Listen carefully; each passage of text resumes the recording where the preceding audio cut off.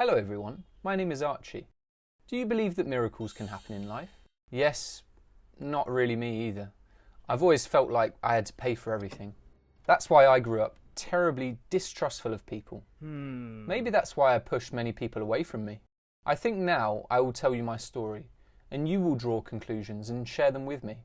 So it will be easier and easier for me to understand myself. I've been in this house for so many years, since I was born. The thing is, my mum worked here, and so did my dad. They were servants to Mr. Lowe's parents. Actually, that's where they met. Then they fell in love, and my mother got pregnant. Honey, is something wrong? Do you have a stomachache? You look very sad today. Darling, what will happen to our children? I don't want him to work here next to us. I want him to grow up free and educated. This job is our choice. He can have his own. But we will make sure that he has as many options as possible. And then they died, and I became an orphan. I don't know exactly why they were gone, but the local staff working at the time said they were sick. I was raised by another servant. Because my parents had worked well and won over their hostess, Mrs. Lau allowed me to stay with her. I've been living and working here ever since. Archie! Archie! Archie! Where are you? I'm here, Mr. Jonathan. Where are you? Quickly mow the lawn, it's time. Okay, I'll do it. Mrs. Lowe, I'll do it. It's just that the car broke down. I fixed it. It's already fixed. I'll start now. There are guests coming in 10 minutes. I don't want the lawn mowed in front of them. Hurry up. Yes, ma'am. William, what are you doing? Go home. Quickly. Her son just laughed and went into the house.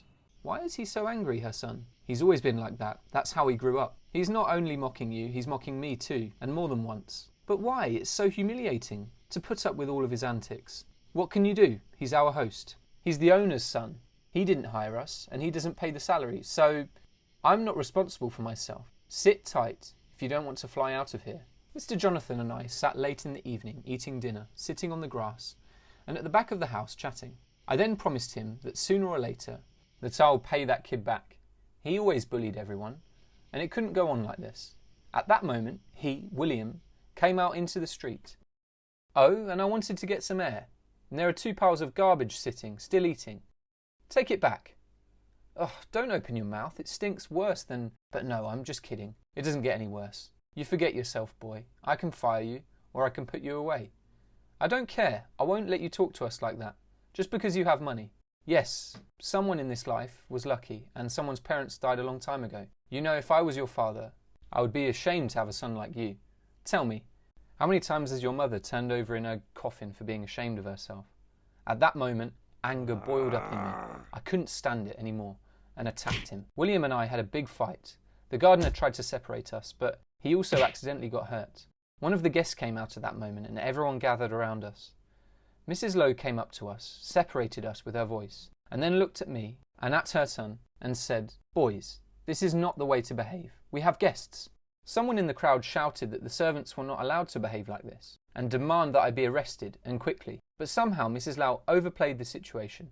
This is not a servant, but my second son. I adopted him recently, so he's not used to manners yet, but he's learning. He has a good mind. He can analyse, and he has a good heart. So guests, let's continue our conversation. Why did you pick a fight? It's all him. He started it first. What's the difference? What did I tell you? It doesn't matter who started the fight, but it matters who can avoid it or not start it at all. Archie, why don't you say something? Nothing, ma'am. I started it. I'm ashamed. Forgive me. Do you take me for a fool? William, do you think that we do not have cameras in the backyard? Besides, Jonathan reported everything. And you, Archie, are you trying to be a hero? I have news for you. William, you need to learn to behave yourself. Be less selfish. I'm adopting Archie. Besides, I've already told the guests. What? No, mother, you can't adopt a servant. No way. I won't call him brother. What, ma'am? But how? And why? Quiet. I'm talking now. I've decided. From tomorrow, I will prepare the documents, and you, William, and I will have a separate conversation with you. Lo and her son left the room, and I sat there, still not understanding what it was. I didn't know what to expect, but I knew she must have decided long ago. It was not for nothing that she asked me what I would have done if I'd lived with William. I knew she couldn't handle it, and I guess she thought I could. In general, I will not tell you what William was hysterical about at first. He rebelled, he wouldn't eat, wouldn't leave the room. He was mean to me, he shouted, even cried. But Mrs. Lowe held her ground and didn't change her mind, stuck to the same behaviour. Life on the other side was quite interesting. Now the servants with whom I ate at the same table called me Sir or Mister and addressed me as you. I ate what I wanted, started studying, dressed beautifully and went out. William had been burning with misery all this time. Once he even tried to hurt me by pushing me down the stairs, but it didn't work. I'm a tough nut to crack. So, 4 months of enmity and battle passed, and gradually William began to behave quieter and quieter, probably getting used to it. I will never call you brother. You're my servant, okay? I didn't want to be your brother, but it was your mother who adopted me, without my knowledge. I hate you, servant. I don't care, William. Boys, fighting again. You better help me with my luggage.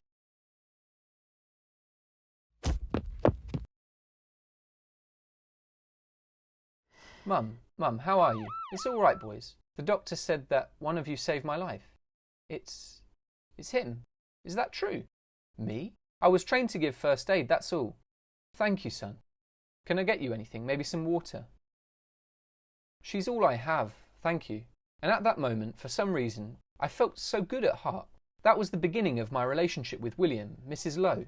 From that moment, I lived very differently and much happier. Tell me, did you guys like my story? Write your opinion about it in the comments below. Do not forget to put some likes on the video, share the video with your friends, and subscribe to the channel. Hi everyone, I'm Trevor. I don't have any parents, so I'm a foster kid. But not so long ago, I was adopted and, my worst enemy became my parent. I'll tell you about it now. As I said, I don't know where I was born or who my parents are. I only know that I was brought to the threshold of an orphanage when I was very young. I was only 5 months old. As the teacher of the house says, it was the middle of the night and someone was knocking hard on the boarding school door. And when they came out, they saw me wrapped in a bag, a bottle with a mixture, and nothing else. I don't know who my parents are, why they gave up on me, or why they gave me life at all if they couldn't be responsible for it. But, on the other hand, I probably don't want to know. I grew up in a boarding school. Instead of having 2 parents, I had several nannies. Of course, life there with its own rules, restrictions, and problems, but I didn't know any other. In the orphanage, everyone told me that I was aggressive, impudent, ill-mannered, and bullying boy, and I did not understand what I was doing wrong. But personally, I was happy with everything. I wasn't going to dance and sing in front of anyone, because I didn't owe anyone anything. Time passed, and when I grew up, I went to school. I even lost count of how many schools I changed. I had my own stories in each of them. Often I had to defend my rights with my fists. I'm not a fan of violence, but, as it happens, you behave smoothly, and you're sure to get to the bottom of any boy like rich boy and start conflicts. And I hate when a kid behaves like a big mouth, and I use the tools of instant response. Fists. Both simple and fast and effective. But I often pay for it with my stability. Although this concept is relative, because, on the other hand, the fact that I was constantly expelled is also a kind of stability, right? When I was pushed into school for the last time, I had already lost all hope that I'd ever go to the same school for more than 2 months. They didn't want to take me, and this is understandable. What kind of principal would want such a student who constantly undermines the reputation of the institution? But in this, I was taken. The headmistress, Miss Mills, was interested in my candidacy. She said, "We educate even the worst," when I came into the office. This phrase already made me feel uneasy. One look from her said, "Sit down and shut up." Miss Mills had glasses, a jacket, a knee-length skirt, and a shirt inside, and she wore medium heels and probably never smiled. She had a reputation as an iron lady. Everyone was afraid of her, so I realized that I would not stay in this school for long. "Young man, sit up straight. This is not a pub," she shouted to me every time she entered the lesson. "Trevor Anders, come up to my office now. Trevor Anders, leave the dining room. Trevor Anders, go home and change your clothes. Trevor Anders, comb your hair. Trevor Anders, stand still. Trevor Anders, listen. Don't get in the way. Get in, get out," and blah, blah, blah. Oh no, I'm sick of the headmistress. I felt like she was being stupid and picking on me, but she didn't know yet that I wasn't going to let it go. I did everything to provoke her even more. I dropped flowers in pots, scribbled on school walls, furniture, always had a showdown in the schoolyard, fought with the guys, was late for classes, or just missed them outright. I knew I was pushing myself, but I couldn't let Miss Mills boss me around. For each joint, I got either a bad grade or a duty at school, and if I refused to comply, complaints went to the principal of the boarding school, and there I was punished worse. But one day, I got mad enough to plant a rat in her office. She screamed like she was out of her mind. The whole school heard her yell, and I laughed heartily. She immediately figured out who was responsible. I had already packed my things and was thinking of leaving, because the deduction was guaranteed. But she did something else, something I didn't expect. She adopted me. When I heard the news, I thought she was crazy. At first, I didn't even believe it, and then I asked why she did it, to which she replied that she would raise me. Then I realized how badly I was in trouble. From the next day, I started a different lifestyle. Wake up on the alarm clock, shower, breakfast, school without delay, then home, some chores, and sleep. I resisted for a long time, tried to escape, swore with her until I was blue in the face, but nothing took her. She clung to me, and that was it. She didn't have any children of her own. Or rather, she had a son who had been living in his life for many years and didn't even write to her. We fought it both at school and at home. It was a difficult year, but then I think I got used to it. I didn't think she was such a witch anymore. As soon as I thought about it, problems came into our more or less established life. The principal of the boarding school found me and said that my mother showed up and she wanted to meet me. We went there along with Miss Mills. I have a habit, as it's called. I was terribly worried and didn't know what to expect. I saw before me a thin alcoholic who shamelessly looked me in the eye and said, "Let's go home, son. I need you." I was so stunned by these words that I just kept silent. Miss Mills grabbed my arm and told me to get in the car, and my birth mother started calling me and hit the headmistress. "What do you need it for? No one to work to buy you alcohol? He's my son and only my son. You are 17 years late," she shouted, and was about to leave. But so the alcoholic grabbed her by the hair, and Miss Mills put her down with one right blow, and went on. I was just blown away, and the principal of the boarding school pretended that he didn't see anything. She hasn't been in my life since. When we got home, I wanted to thank her, but she told me not to say anything, so she knows everything. Our life was back to normal. But we were happy early. Suddenly, her prodigal son appeared. The news that she had adopted a child must have spread and reached him. You might think he was jealous of his mother, but the first thing he did was come to me, tell me not to expect to inherit from her. That was all he was interested in. I didn't interfere in their affairs, but just stood on the sidelines and listened. The headmistress, of course, was delighted with him. After all, he was her own. He pretended to miss her, as if he was still alive. The last 2 weeks, I felt out of place, packed my things, and wanted to leave while Miss Mills was asleep. At the time, I heard her son talking to someone on the phone. He was going to rob his own mother. I couldn't let that happen. I ran into the bedroom and warned her, but she didn't believe me and even yelled at me when I was asleep. I wanted to leave and give up on her, but I remembered how she stood up for me in front of my mother and hit properly, pretended that I was gone. As I said, her son brought a gang of guys into the house and they started stealing everything of value in masks.